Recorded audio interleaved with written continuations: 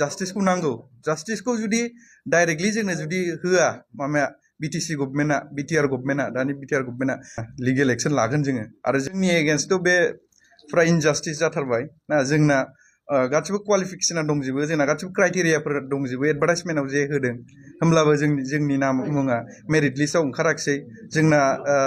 जे मेरिट लिस्टआव जोंनानो सबसे गोजौआवनो दंमोन डकुमेन्ट भेरिफिकेशनावथ' दा जोंनिफ्राय गाहायसिन बहुद गाहायसिन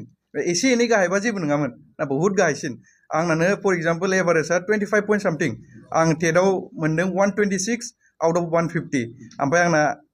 मा होनो हाई स्कुल HS आवबो मोजांखा मार्क्सआ 65% ओमफ्राय DLED आवबो 71% ओमफ्राय ग्रेजुवेशनावबो 69% हा एथ' बुरजा मार्क्स मोननानैबो जों मोनासै बेथ' पियर इनजास्टिसखा दा जोंनो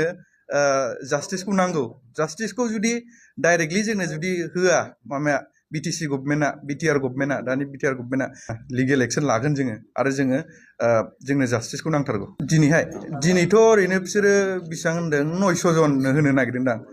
900 बेसेबां 902 जन 902 जन एपइन्टमेन्ट होदों आरोना बिसोर होबायबो दिनैहाय एपइन्टमेन्ट माने जायनो मेरिट बेसिसै होआखै बिसोरो मेरिट गोनांफोरा नै बहायसो गासिबो मार्क्सआ नै बिथांनाबो मा होनलाय बेसेबांलाय 123 LP आव होमबाबो गैया 124 ओमफ्राय बेना गासिबो क्राइटेरिया बेनाबो मिलायजोबो गासिबो 124 मोनदों बियो आरो HS आव किमान 77.8% आरो DLED 81.6 होमबा मेरिट मारै जाखो बेना माने पियर बे माबाखा आरोना बिराद करापसनखा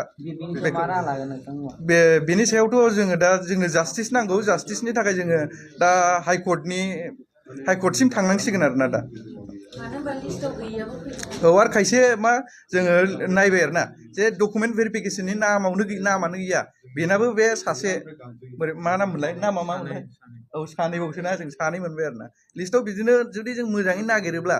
जुदि तदन्त खालामोबा होमबा आरो बिदि माबाखौ मोनबावगोन जोङो